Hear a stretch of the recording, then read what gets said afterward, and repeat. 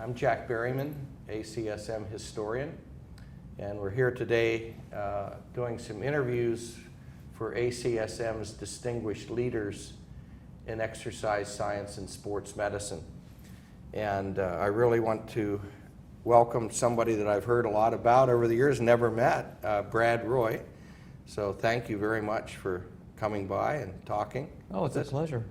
So I just wanted to start out, Brad, with a little bit of your early life, really, you know, where you grew up and high school and thoughts about college at the time or sports or whatever, and then we'll talk a little bit about your undergrad training and go from there.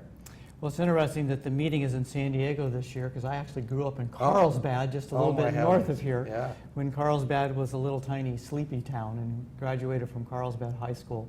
Was a track runner, cross country and track. Actually, I played football when I was a freshman. I was 4'8", and went out for football and found out that probably wasn't my sport. Yeah, And all these people were getting varsity letters running, so I went out for cross country the next year, and my first race broke the course record. Oh my heavens, you were a natural. Everything was history after that. That's cool. So I think I ran 156 or 157 in the 800 and 4:21 in the mile when I was in high school back. Yeah, that's back in those days. And then probably without any training.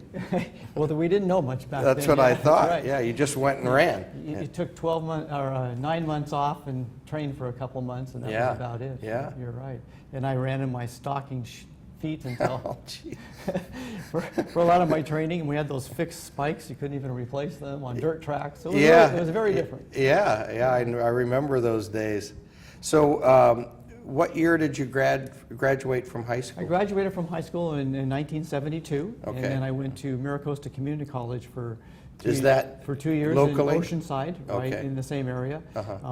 Mainly because Tom Shields, who had been the track coach at Oceanside High School, and they had won, I think, 68 dual meets in a row, and he had Jerry Culp, who was the first 7-foot high jumper in high school, and some other athletes, Willie Buchanan, you know, just a whole group of them. They convinced him finally to go up to the college, and then he recruited me as a distance runner on that team. Oh my heavens! So they were quite a power. Oceanside was the power back in those days. I'll be darned. They were very, very good. And a lot of those kids were probably then recruited other places after that. Right. They went all over the place. I bet. And some of them were on our Olympic team. So yeah. Oh wow. It was a powerhouse program. Yeah. That was there. So that was a 2-year. That was a 2-year like program. an AA degree or AA degree, and I really was excited about becoming a teacher and a coach. I really, and I wanted to teach and coach from a science basis. I didn't want to just give people workouts because that's what I did. I really wanted to learn why did we do these workouts and what does it really make a difference, and be able to treat people individually. So I got offered a scholarship to United States International University, which was also in San Diego, with Jim Crakes, who I think was one of the best distance coaches in the country. Grew up in Eugene, Oregon, a Ph.D. in exercise physiology, a Ph.D. in physical therapy, and just a wonderful track coach. Yeah, and really developed starting people. Out up at Oregon didn't hurt. No, it didn't. And Jim was there. I was there 1 year with him, and then he left and went to Point Loma Nazarene College here in San Diego, and I transferred with him. So did you run all through undergrad, or I guess the last 2 years it would have been your bachelor's? The last 2 years I ran cross country and track. I had moved up to the 5,000 meter by that time, as opposed to running the 8. Was that NAIA or Division III, or what were they? NAIA. Yeah. And so kind of we were against Santa Barbara, some schools like that. Yeah. In fact, I think Jim Ryan at that time started coaching up in Santa Barbara, which was interesting. Were you a physical education major, or what did you end up majoring in? So the major at Point Loma as an undergraduate was physical education, and a real strong emphasis in exercise phys, kinesiology. Jim was a really strong teacher, and so I learned a lot from all of that. And left there, and actually when I was still at Point Loma, I got offered a position at Carlsbad High School to come in as a substitute teacher and to take over their cross-country and track programs. And what year would that have been? So that would have been 1976, 77 that I did that. And I coached at Carlsbad for a couple of years, and then got offered a full-time position at Vista High School, so moved over there. And So this is all with a bachelor's degree? this is all with a bachelor's degree. And you're still coaching, teaching physical education, I assume? Right. Uh-huh. At the high school level? And running. At this time, I had moved up to running marathons. Oh, okay, So, yeah, you can't get that out of your system. So in fact, in 1979, I ran Boston Marathon, and of course Bill Rogers, who's actually coming to my community in a couple weeks to join us for our 5K that we put on, was the winner in 1979. He ran 2:09. Yeah, And wow. the funny story is that I was in the second row on the starting line behind Bill Rogers. And it was a very cold, windy, rainy day, and so you had sweats on, and right before the race starts, you take your sweats off and throw them to the crowd. And I've always thought about it. Here I am, I'm standing right behind Bill Rogers, take my sweats off, I throw them to the crowd. Well, my initials were in my sweats, BR. So I'm sure somebody has my sweats, and they think they were Bill Rogers. Yeah, they probably sold them on eBay. They probably sold them, or they're in a museum or something. Right, right. Wow. So at Vista, I really decided I needed more education. I wanted to go back to school and get a master's degree. And so I enrolled in the master's degree program at San Diego State University. And at the same time, I was offered Tom Shields up at Miracosta Community College convinced me to come up and take over the distance program at Miracosta. While you were doing While your I was master's. doing my master's degree. With the idea that I would just maybe move into a faculty position once I finished that degree. And our cross-country team in 1979 won the California State Championship. With a group of runners that I didn't have any elite athletes, they just developed over time. It was really fun to see that. In fact, that group of runners found me on Facebook about 5 years ago, and we've been communicating, and it's fun to see that they're all running and doing things. But while I was at San Diego State, of course, I got introduced to Fred Cash and John Boyer pretty early on in that program, and I was in a cardiopulmonary physiology class with Dr. John Boyer, who was a former president of ACSM. And he just passed away within the last year. I've talked with him many times. I really liked him. And I was ready to contact him to do an interview. Oh. And I didn't know he had died. Yeah, that's a shame. Well, between he and Cash, you were in good hands. They were pioneers. Yeah, absolutely. In the cardiac rehab, all of adult. Brad I was going to ask you this earlier, but maybe this is when it happened. Had you heard of ACSM really before this, or was it at San Diego State when you first heard about ACSM through those two guys? I knew of ACSM before that, but I really didn't know what it was. Yeah, and again, you were more in the high school environment, coaching, teaching, track. Right, the whole athletic. Yeah, it wouldn't have been a natural place. Right, but Dr. Boyer was, he was very, very active, so was Dr. Cash. Absolutely. So that was my introduction to that, and in fact, in that cardiopulmonary pathology class is what turned me on to kind of shift from the athletic world to healthcare.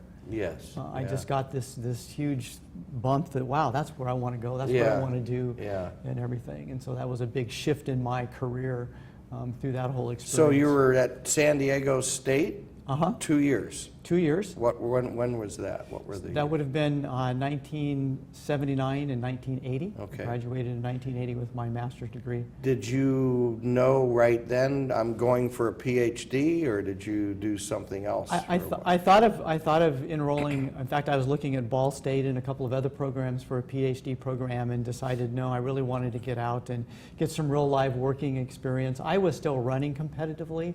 As I said, I had stepped up to the marathon, and so I wasn't really quite ready for that time commitment, and just needed a break.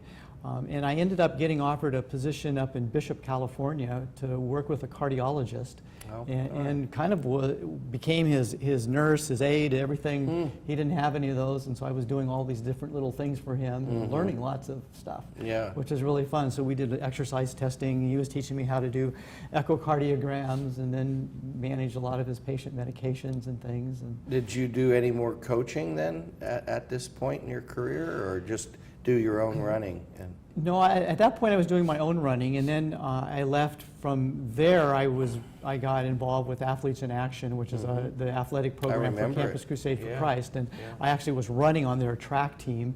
And some of the guys convinced me to come on staff for a couple years, and maybe I could take over and help coach some of the athletes. Well, that never really happened. And but what did happen was, it's all interesting how this all evolves, is that about the time I went on staff, they moved their headquarters from the Los Angeles area to Eugene, Oregon. Oh. Track capital of the world. Absolutely. They would be around a lot more athletes and everything. And so I met my future wife the first Sunday I was there at a church. And In Eugene. In Eugene. And so when we got married, I couldn't see her give up a nursing career to go on staff and just be a secretary with Athletes in Action. That was what they really required, was both husband and wife at that time. I see. So I decided I'd see what opportunities there were. So I went over to Sacred Heart General Medical Center, to the hospital there, to see if there might be any job openings, and went into the respiratory care department, and the head of the department said, "Wow, we just bought this piece of equipment and we were going to post a position for someone just like you, because we need someone to set up this whole cardiopulmonary exercise testing lab." So I walked into a job. Timing. It was perfect.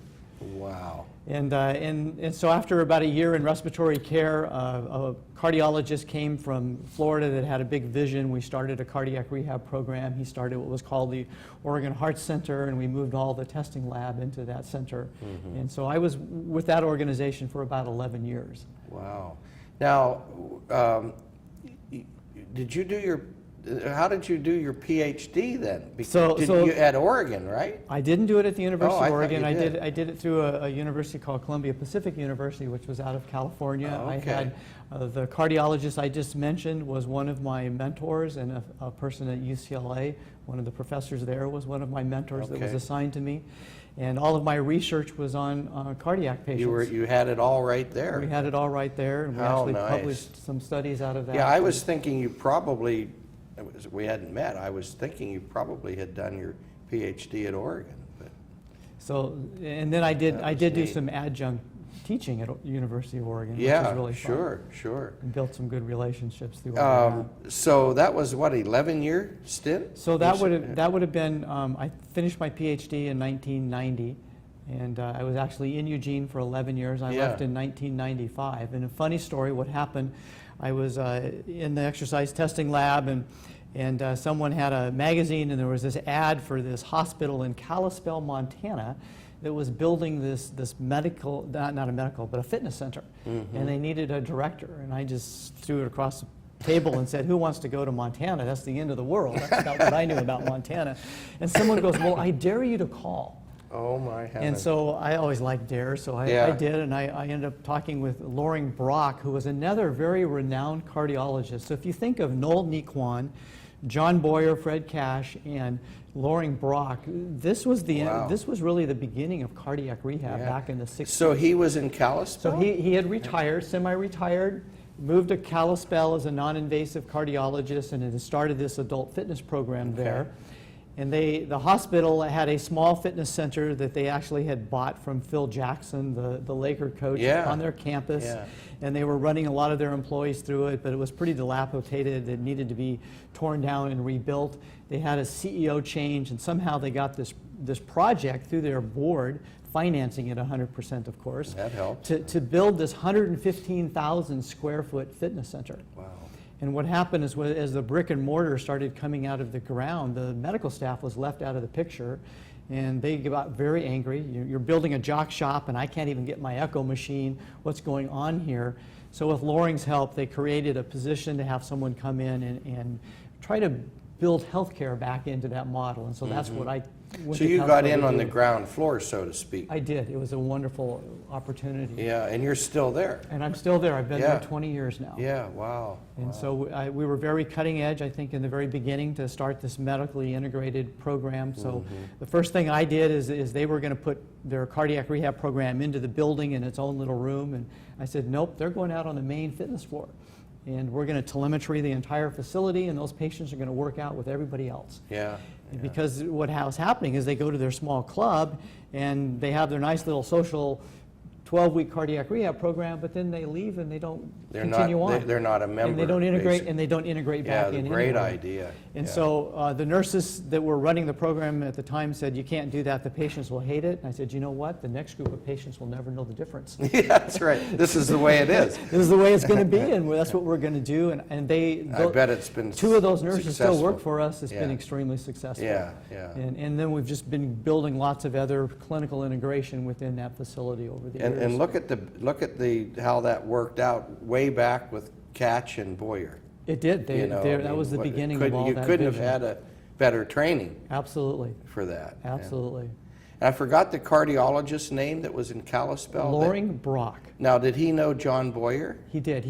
Loring practiced in Colorado, and he actually was active in ACSM. Oh, okay. He was never on any of the boards or Yeah. committees or anything, but he was active as a member. Okay. And then Noel Nequan, who was in Chicago, was also very active in ACSM.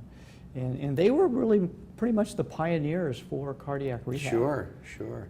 And so all the time you were at the 11 years in Eugene, were you going to ACSM meetings then and So my participating? first ACSM meeting that I attended was back in 1980 when and actually it was in Miami, Florida, when I finished my master's thesis. We Okay. presented that thesis Oh, good. at ACSM. So that was my first introduction to a meeting. So I went back. That was the thesis at San Diego State. At San Diego State. And actually the thesis at that time, because I was still on the athletic end when I was first there, was a thesis on altitude training. I had taken 20 distance runners to Mammoth Lakes, 8,000 feet. Oh, that would have been neat. And left another group here in San Diego and trained them, and we looked at VO2 max, we looked at anaerobic threshold, we looked at 1, 2, 3 mile performance runs, we did all the blood studies, and it was really a good study. Yeah, And- that would have fit in with the old Harvard fatigue lab Yes. stuff, you know.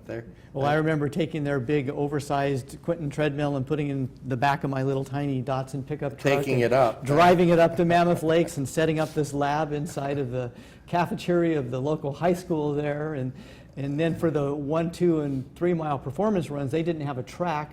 So we actually had to measure it my out on a heavens. grass field, but we had to duplicate the exact same thing here. Yeah, both so it would groups be had the that. same. So it was quite a That was a project. challenge. It was fun. And I bet your paper went over well, too. I mean, that would have been neat research. It did, and I think what we learned from that, because there really wasn't there was a benefit by being at altitude for a certain period of time, about 27 days, people acclimated. Females did faster than males, I think because females typically go through their period, their menstruation, and they change their blood over, they're a little bit used to that. But when we brought both groups back to sea level, there really weren't any advantages to the group that was at altitude, because I really felt like the fast twitch muscle complement detrained. Even though they were running, they couldn't run as intensely. And so the premise was that someone needs to do a study where they live up there and they come down and train low. And those Yeah. studies today have all been done, and Okay. and that's been proven to be true. So you hypothesized that at the time. We thought about that, but you we just guys didn't do anything with it. Yeah, you didn't have the time. to do it. Another funny story is my stepbrother was a computer whiz.